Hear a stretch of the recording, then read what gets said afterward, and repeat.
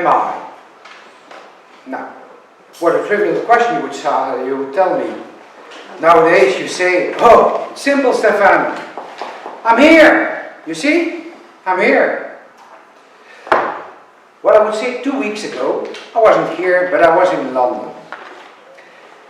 And I love the city, but then there is one place I would really recommend you to go, and that is have a visit in the Greenwich Observatory.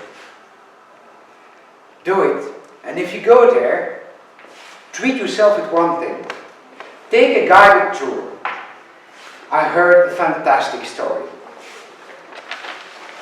The guide started with the same question. Where am I? And he explained that this question was so important for centuries because it made a difference between ship coming home safely or ship wrecking against a rock. And for centuries, being able to define its own position was so difficult.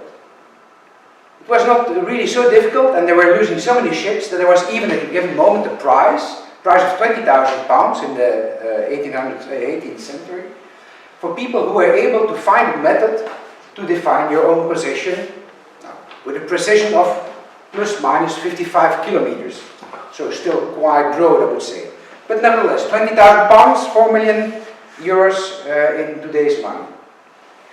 And then the guide will explain for 1 hour that there were two technologies in competition. On one hand, the astronomers who were explaining with good telescope you would be able to measure angles, and with those angles you're measuring your position. Great, but a bit annoying. Bulky telescope and start measuring angles on your ship. Then on the other hand you had watchmakers, and they were saying, when you know the time on your ship and when you know the time in the reference location, Greenwich for instance, you're able to find your position. I'll spare you the trigonometry course in 3D for today, but just trust me that it's true. With knowing the time, you know your position. There was only a slight problem. The watches also were only precise, let's say 50 minutes on one day. So not good. So to just foster innovation, there was a board of longitude decorated a prize of £20,000 to foster this competition and to ensure that somebody would really give us a solution to this position problem. I will not spoil you who won this competition, of course. You need to go to Greenwich for that yourself. But the guide repeated very often, where am I? And that's why it resonated with me in terms of leadership as well. Because that's for me something which is important when you think about leadership. Where am I? Not physically, of course, that's not really important, but where am I in my head? To start with. Do I really want to take a leadership position? Do I feel comfortable with it? Am I willing to invest time, money, discussing with people? What are my skills? What are my shortfalls? What gets me nervous? What calms me down? Where am I? But then once you're past that question, you need to go to another question, which is, where are they? And by there I mean the group you're supposed to lead. What is their preferences? What do they like? How do they think? What are their skills? Their shortfalls? What would they expect from a leader?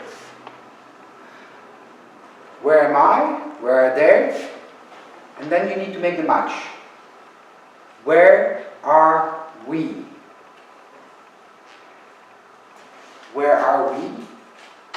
What do I need to do to move these people forward towards an objective? Am I working with rookies?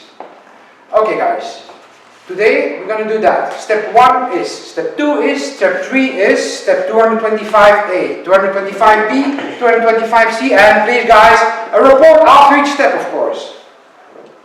Am I working with middle management? What do you think about this solution? How would you do that? Perhaps it would be an idea to try a different way this time. Or are you working with even more higher management? guys, objective 1, 2, 3, off you go. I don't care how you do it. Do it. That is one thing, and you will say that's the end of the game. Well, no. Because it's good that you know what you need to do to make them move forward. But as important is, you need to make sure that they know what makes you happy. They also need to know what they need to bring to you to keep you running.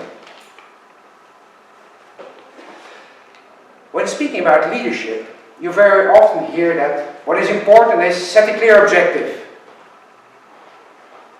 The aim needs to be clear. Aim for the stars. And I'm saying that's all true. Yes, you need to have clear objectives.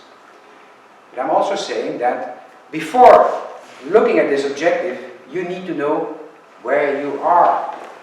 Because only when you know where you are able to set the right course towards your star and avoid wrecking your ship on a rock. Ladies and gentlemen, thank you very much.